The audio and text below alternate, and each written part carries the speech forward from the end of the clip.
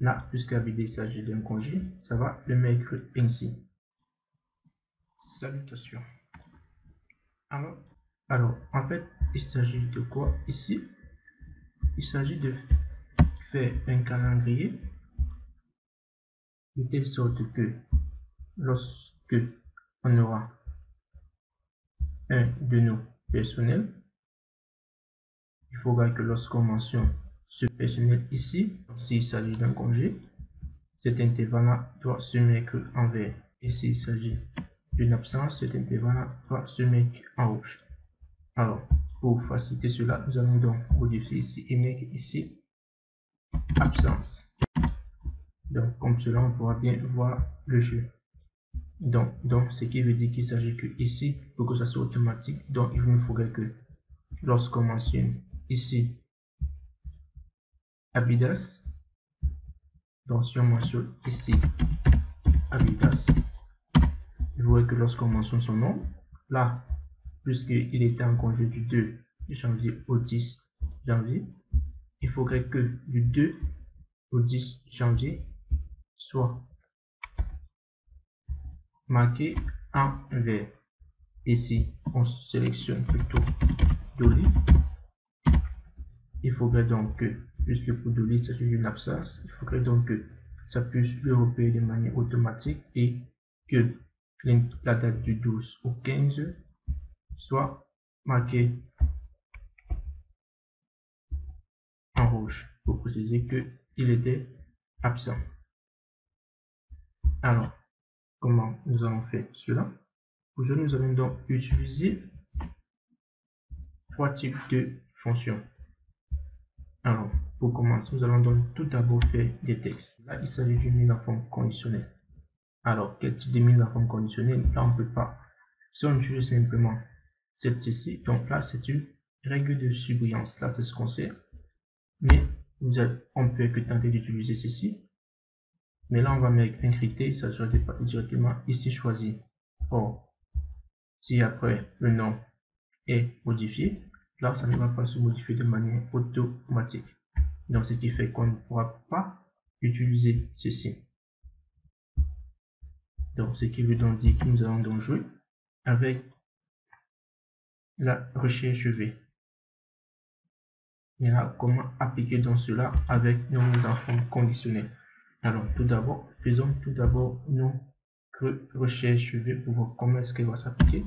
Donc, là, ce qui veut dire qu'on veut tout d'abord faire une recherche V de cette valeur-ci que nous allons bloquer. Et là, où est-ce qu'on va la rechercher? Dans notre tableau-ci. Donc là, on peut prendre tout ce qu'on veut. Mais là, on va s'arrêter à ce que nous avons rempli. Je vais s'arrêter ici. Et maintenant, il va s'agir donc de l'index, puisque la date de début, il s'agit donc du numéro 3.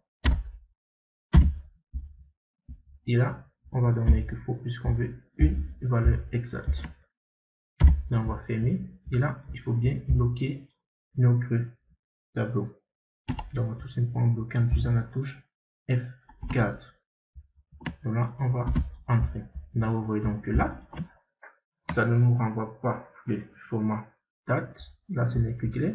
Puisque ici, nous avons là, nous avons ici une date qui est complètement entière. Or, ce que nous voulons dans notre calendrier, nous avons uniquement les jours. Donc, ce qui fait qu'il faut donc transformer ceci en jour que nous voulons.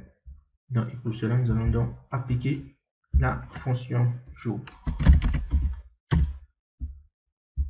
Donc, c'est une fonction qui va nous permettre de renvoyer uniquement le numéro du jour.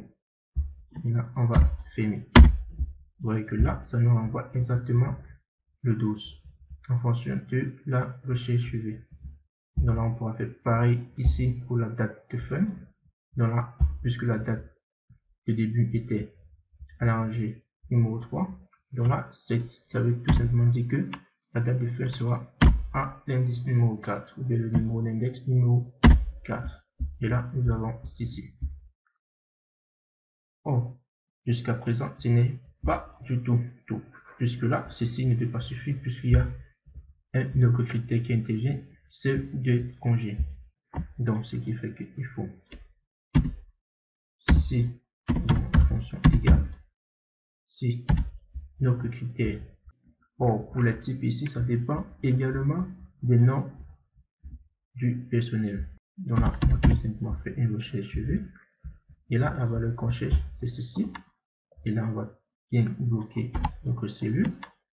Dans quel tableau? Le même, celui-ci. Et là, il faut également bloquer notre tableau avec la touche F4. Je rappelle bien qu'on bloque les cellules avec la touche F4. Et le numéro de l'index, vous voyez, le numéro de l'index, c'est cette fois-ci le 2. Et là, on veut la correspondance exacte. Je le mets ici, c'est égal à congé. Alors, qu'est-ce qu'on fait? Alors, il faut renvoyer ceci. Voilà que ça nous renvoie la date de début et la date de fin et que ça la colorie en vert. Donc, ce qui veut dire que c'est pour ça qu'il dit ça doit nous renvoyer ceci. Or, si on met ici, si c'est égal à congé, ça nous renvoie congé. Pour le absence, là, ça va pas marcher, puisque là, c'est deux critères complètement différents. Ce qui veut donc dire qu'on va encore faire un autre type de critère, et cette fois-ci avec le critère absence. Ça nous renvoie OK. Quand c'est pas le cas, ça ne renvoie rien du tout. Or, maintenant, qu'est-ce qu'on veut que ça fasse? Ça nous met les couleurs. Donc, si c'est le cas, ça doit nous renvoyer ceci que nous voulons. Et si c'est pas le cas, ça ne nous renvoie rien du tout. Et là, on va tout simplement pousser là pour avoir la date de fin et tout simplement changer ici l'indice par l'indice numéro 4. Et pour celui-ci, nous avons fait également pareil. Si c'est absent, ça va nous renvoyer ce que nous venons de faire. Ici, donc ça va nous renvoyer le jour de début concernant cet employé. Et si ce n'est pas le cas, ça ne nous renvoie absolument rien. Il faut bien supprimer ceci. Et là, on va faire pareil pour la date de fin. Et concernant la date de fin, cette fois-ci, on va bien mettre ici. Ce sera l'index numéro 4. Vous voyez que celui-ci, ça l'a bien renvoyé. Donc là, ici, si on met le premier, application, vous voyez bien que là, ici, devient vide et là, est rempli. Donc, nous avons presque fini. Maintenant, il faut donc l'appliquer dans nos mises en forme conditionnelles. Ce qui veut donc qu'on va tout simplement copier ceci. Et on va faire notre mise en forme. Donc là, on revient à notre mise en forme de surbrillance, puisque là, il s'agit bien et bien d'une règle de surbrillance. C'est la raison pour laquelle nous allons ici. Cette fois-ci, ici, nous allons donc coller notre formule, qui est celle-ci, et ça. Et pour celui-ci également, on va faire pareil, mais à la différence que là, ici, on va mettre plutôt 4, puisque là, c'est la date de fin, ce sera l'index numéro 4. Et là, pour le format, puisque là, il s'agit de notre premier cas, nous allons fonctionner avec congé. Alors, si c'est le congé, nous avons bien la couleur, puis ça doit nous mettre un remplissage en vert. Là, il n'y a pas assez de nécessité. On va aller dans format personnalisé et le remplissage, on le met. Et là, on fait également un autre OK. Ici, maintenant, on change et on met le deuxième employé. Là, vous voyez que là, ça ne fait rien. On va donc copier à présent notre deuxième règle. Là, cette fois-ci, avec l'absence. Donc là, on va faire notre mise en forme conditionnelle. La règle de surbrillance.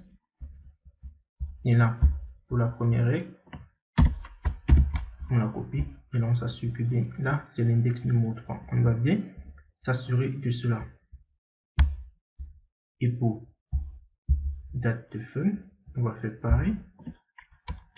Et là maintenant à cet indice-ci, on va mettre l'indice numéro 4. Et le remplissage, on a dit, ça doit être fait en rouge. Donc là, il doit être rempli en rouge. Et là, on met OK. Bon, maintenant, nous sommes maintenant face à un nouveau problème.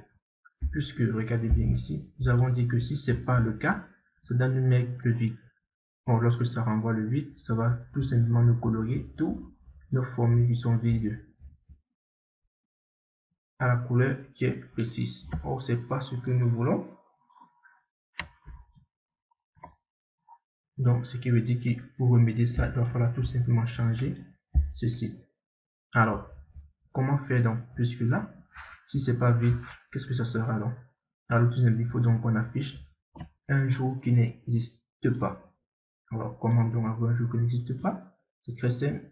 Si on met, par exemple, 32, un jour, il n'y aura jamais un jour 32.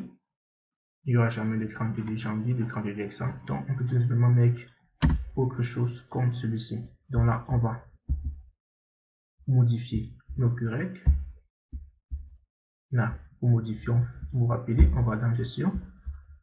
Et là, on va modifier nos QREC.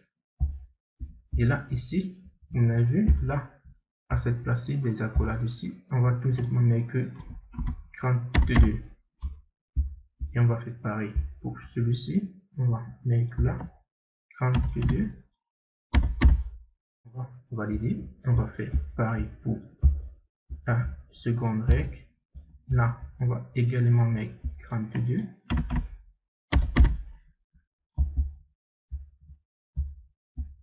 Pareil pour l'autre. 32. Là, OK. Et là, on va valider.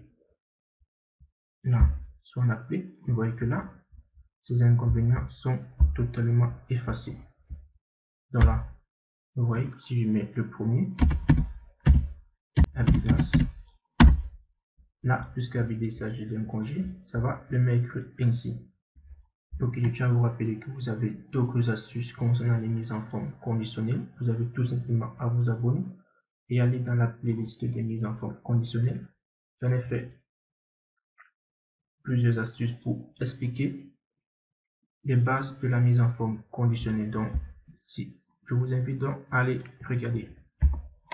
Alors, je vous remercie d'être allé jusqu'au bout. Et si cette vidéo vous a plu, n'hésitez pas à vous abonner, à me lâcher un petit pouce bleu, à partager pour que les autres puissent en profiter.